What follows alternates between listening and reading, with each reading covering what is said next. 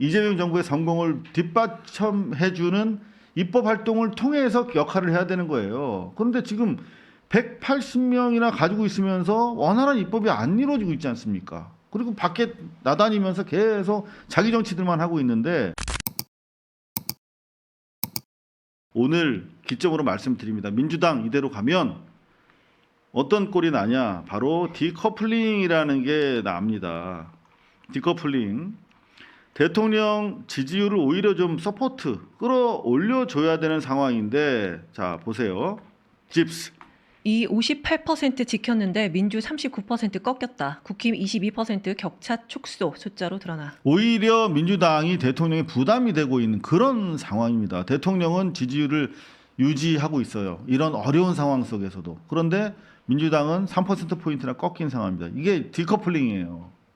도대체 이재명만 참칭하고 민주당이 실제로 진짜 대한민국과 내란 극복을 위해서 얼마나 실효성 있는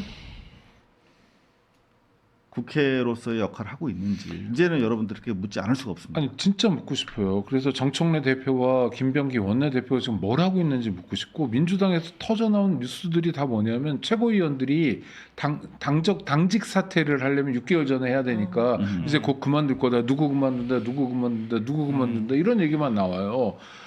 근데 정말 국민들이 궁금한 게 누군가가 경기도지사가 되냐, 서울시장이 되냐, 또는 서울시장 후보가 되느냐가 아니라 지금 이재명 정부가 부여받은 국민적 국가적 사명 두 개입니다. 내란 극복하고요.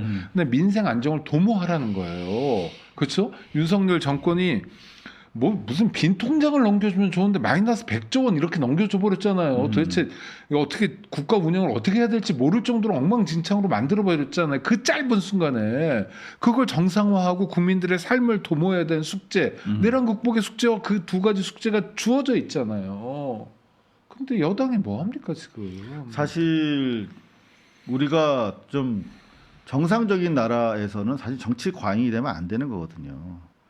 그러니까 우리는 국회의원들에 대해서 잘못 알고 있는 게 있어. 이 사람들을 정치인이라고 해서 맨날 어디 뭐 방송에 나가서 자기 PR만 막 하는데, 실제로 이 사람들이 해야 되는 건 입법부 그럼요. 구성원으로서 어셈블리맨입니다. 레지슬레이터예요. 콩그레스맨입니다. 법을 만드는 일을 하는 사람이에요. 그러면 실제 이재명 정부의 성공을 뒷받침해주는 입법 활동을 통해서 역할을 해야 되는 거예요. 그런데 지금 180명이나 가지고 있으면서 원활한 입법이 안 이루어지고 있지 않습니까? 그리고 밖에 나다니면서 계속 자기 정치들만 하고 있는데 너무나 심각하다. 대장동 같은 경우만 해도 지금 대장동을 왜 이렇게 질질 끌고 있습니까? 한겨레에 따르면. 국힘 항소포기 국정조사 민주당 제안 수용. 민주당 일단 협의하고. 물론 뭐 지금 예산 전국이기 때문에 내란당과의 최소한의 협의가 필요한 건 사실입니다만. 왜요? 네? 왜요? 개수 조정을 해야 되잖아요. 뭐 안 하면 어떻게 하라고요? 네? 안 하면 어떨 거예요, 지들이? 이게 막말입니까? 아니, 그러니까 12월 2일까지 예산 통과시켜야 되는데, 그렇잖아요. 예를 들어서 네네. 아니 협치해야 돼요. 근데 협치의 대상이 누구예요? 저는 조국 혁신당이라면 그래도 할 여지가 있다고 생각하는데 내란에 대해서 지금까지 반성하고 있지 않고요. 지금껏 하는 얘기가 뭡니까? 일부 국회의원이나 정치인 몇 명이 내란에 대해서 뭐 반성해야 된다, 사과해야 된다, 지금 하면 안 된다, 말린다, 뭐 이러고 있잖아요. 그러니까 내란 사과도 없는 사람하고의 협치에 몰두하면서 지금 국정을 돌보지 못한다? 저는 받아들일 수 없어요. 근데 저는 뭐 기본적으로 동의는 하는데요. 네네. 그 현실 정치라는 게 또 그렇지가 않아서 국민의힘하고 어떤 방식으로든 협상을 해야 될 수밖에 없는 거잖아요. 그러니까 당위 말고요. 근데 내란 극복도 해야 되잖아요. 네, 물론 당연히 해야 되는 건데요. 그러니까 현실적으로 내년에 정부가 운영되기 위해서 예산안 처리해야 된단 말이에요.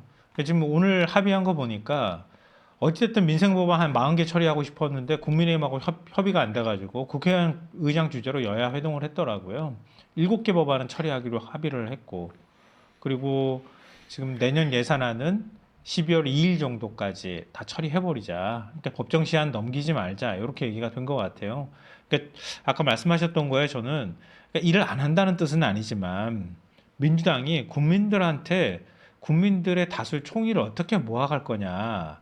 그리고 또 정말 힘이 필요할 때, 진짜 입법권을 활용할 때 그때와 그렇지 않아야 될 때 이게 힘을 줬다 뺐다 해줘야 되는 거란 말이에요. 이게 정치 예술이란 말이에요. 그렇죠. 그걸 못 한다는 거예요. 소위 말하면 이제 정치력, 협상력이라는 그치. 것인데. 그러니까 가시적으로 뭔가를 할 때 그때 다른 거 필요 없어 그냥 통과시켜 하고 툭 하고 밀어붙일 때도 있어야 하는 거고 국민 다수 그러니까 어쨌든 국민의힘 쪽까지는 아니라 할지라도 중도층에서 고개 끄덕끄덕 지금도 중도층의 한 60% 이상은 그래도 지금 국정 잘하고 있어 이러면서 지지해주고 있지만 그보다 더 많은 중도라고 밝히는 사람들이나 합리적 보수층도 아 이렇게 하면 이거는 해야지라고 얘기할 만큼의 뭔가 여론전을 할 수 있는 그런 능력이 있어야 하는데 할 때 안 할 때를 구분을 안 하고 그냥 막 쟁점들을 만들어낸다는 거예요. 그게 아까 말씀하셨던 디커플링 나오는 현상이라 그 원인이에요. 디커플링과 관련해서 박지원 옹이 재미있는 말씀을 하나 하셨어요. 경향신문. 박지원 과거 손학규 저주처럼 정청래의 저주 있는 게 아닌가. 이게 무슨 말씀인가 봤더니 이 말씀이네요. 대통령이 외국 가시면 꼭 정 대표에게 그런 일이 나온다. 민주당 전신인 통합민주당 대표 등을 지낸 손학규 전 대표가 과거 중대한 정치적 결단을 내릴 때마다 다른 더 큰 현안이 맞아요. 생기며 이 결단이 주목받지 못한 상황을 이 대통령 순방 때마다 정치적 논란에 휩싸이는 정 대표에 빗댄 것이다.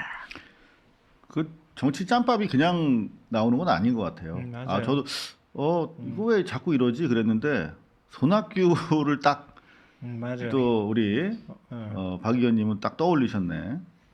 딱 맞는 사례거든요. 원래 대선 후보로 얘기하면은 기자들한테 물어보면 손학규가 대통령감이야 이런 답변이 나왔단 말이에요. 1등이 나왔다고 항상. 기자들 평가가 후했죠. 예. 솔직히. 예. 그리고 사실은 그렇게 나쁜 여론이 나쁘지도 않았어요. 아니 뭐 서강대 나온 기자 몇 명이나 그랬을 것 같다는 생각이 들지만 손학규의 마지막이 뭐냐면 서강대 나오셨어요? 오늘 처음 웃으셨어요. 아 그러니까. 근데 아니 저는 실제 아주 나쁘진 않았어요. 아니 그렇죠. 그런데 저당 사람 저 치고는. 새누리당 갔다가 당내 경선에서 꼴등하니까 이쪽으로 넘어온 과정이나 이게 사실 그렇게 좋아 보이지 않아요. 그런데 야당 대표로서도 마찬가지고 더 중요한 건 오늘날 지금 손학규가 뭐 하냐는 건데 뭐 합니까? 김문수 선거운동 했잖아요. 정말로. 네, 그랬죠. 예. 맞아요. 그러면 정청래한테 묻고 싶은 거예요. 당신의 내일도 그럼 뭐야? 정신 똑바로 차려야 돼요. 아주 엄중한 상황이에요. 현실 그렇지. 정치인들. 그렇지. 사실 정치인들은 끈 떨어지면 정말 낭인 되면 아무것도 아니거든. 그럼요. 그러니까 길을 쓰고 이제 뭐 재선 삼선 하려고들 뭐 노력하는 건데 사실 모든 거는 대통령께서 아까 말씀하셨던 것처럼 외국에 나가서 대우받고 우리가 국력이 세지는 건 결국 그 우리 국민들의 지지 하나 된 국민의 힘이라고 얘기를 했지 않습니까 오늘. 그런데 마찬가지입니다. 정치인이 힘을 자기가 당직 때문에 갖고 있다라고 착각하면 안 되는 거거든요. 국민적 지지가 사라지면 아무것도 아닌 게 정치인인데 그래서인가요? 우리 박지원 옹의 표현 맞다나 뭐가 있긴 있네. 조선일보에 따르면. 특보 110명, 정책위 부의장 400명, 정청래 임명직 대폭 증원. 그래요? 네, 저는 이거는 조선일보 보도는 악의적이라고. 아니 일단 그런 팩트만 한번 볼게요. 그러니까. 저도 조선일보 기사를 가져왔을 때는 제목만 보려고 가져온 건 아니거든요. 네네, 자 물론, 일단 팩트를 한번 봅시다. 그러면 민주당 소스를 가지고 얘기했네요. 정 대표는 지난 8월 당대표로 선출된 후 현재까지 총 110여 명의 당대표 특보를 임명했다. 또 정책위원회 부의장의 400여 명을 부대변인의 70여 명을 각각 임명했다. 이재명 때는 어땠나 볼게요. 특보단은 40여 명, 정책위 부의장도 150명 안팎이었던 것으로 전해졌다. 부대변인 규모도 20명 내외였다. 와 이게 뭐 조선일보가 뭐 악의가 있다 하더라도 팩트만 저희는 취하고 있거든요. 저는 이거는 문제가 별로 없어요. 이건 문제 없다. 왜냐하면 지방선거를 앞두고 있기 때문에 네. 지방선거 후보자들이 지역 일꾼이긴 하지만 중앙당에서도 중앙정치에서도 뭔가 역할을 한다는 걸 동네 유권자에게 말씀드리고 싶으니까 뭐 정책을 한다. 이재명 대통령 당대표 시절에는 선거가 없었나요? 그러면? 지방선거. 뭐 대선에는 이런 게 필요 없나요? 대선은 후보가 하나잖아요. 하여튼 아니, 좀 다르죠. 지방선거는 그러니까 후보들 좀 다를 수 있다? 네, 배려 차원에서 할 수 있다고 생각해요. 그래서 이거는 크게 문제는 아닐 것 같다. 이게 이제 이재명 대통령의 오케이 그러면 지지라고 아주 관련이 동질적 있어요. 비교는 뭐 아닐 할 수 대상이 있죠. 아니다. 네. 말씀하신 거 정청래가 감안한- 문제가 없다는 게 아니라 네, 네. 감안한다 하더라도 이재명 대통령의 기지를 기지를 엿볼 수 있는 대목이에요. 이재명 대통령은 만약에 이렇게 해서 당직을 많이 주면 그러면 누군가는 사고 쳐. 그렇지, 그렇지. 이거 몇백 명씩 되면 틀림없이 대통령 제가 볼 때는 팔아먹지. 물론요. 어. 틀림없이 가가지고 사고 치는 사람들이 생기거든요. 근데 그거 가지고 또 시끄러워져.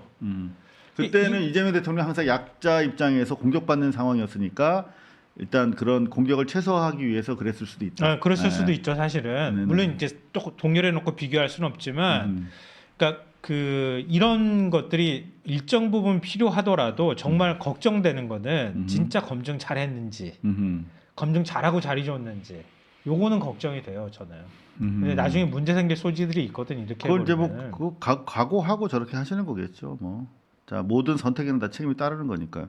근데 제가 지금 뭐 청와대 출입하면서 가장 이 123가지의 국정 개혁 과제를 보면서 느끼는 게 진도가 가장 늦은 부분이 언론 개혁 부분이다 이렇게 생각이 되거든요.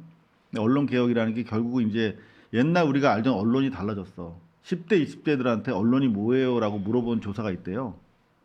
우리 때는 언론 그러면 신문, 방송 이렇게 생각했잖아요. 요즘 10대, 20대들은 틱톡이요? 이런 데는 거야. 그러니까 그만큼 이렇게 달라졌기 때문에 언론 개혁이라고 얘기하는 것보다는 미디어 혁신이라고 얘기하는 게 맞다 하는 또 언론학자들 조언도 맞네요. 제가 받았습니다. 맞네요. 미디어 혁신, 다른 말로 하면 매체 지원을 효율화한다. 정책적 측면에서는. 요게 대통령의 워딩이거든. 그러니까 딱 맞는 거야. 자, 그런데 이걸 뒷받침해 줘야 되는 게 이제 입법부잖아요. 법을 만들긴 만들었어. 뭘 만들었습니까? 두 개야. 하나는 허위 조작 정보 근절. 다른 하나는 방송법 개정. 근데 크게 이제 두 개를 하나는 좀 추진하고 있는 거고 다른 하나는 이제 방송법 통과시킨 거. 이거밖에 없습니다. 언론 개혁. 아니, 근데 박미통위는 아직도 구성이 안 되고 있잖아요. 아직 추천을 아무도 안 했죠. 이제 추천한다는 얘기가 나오더라고요.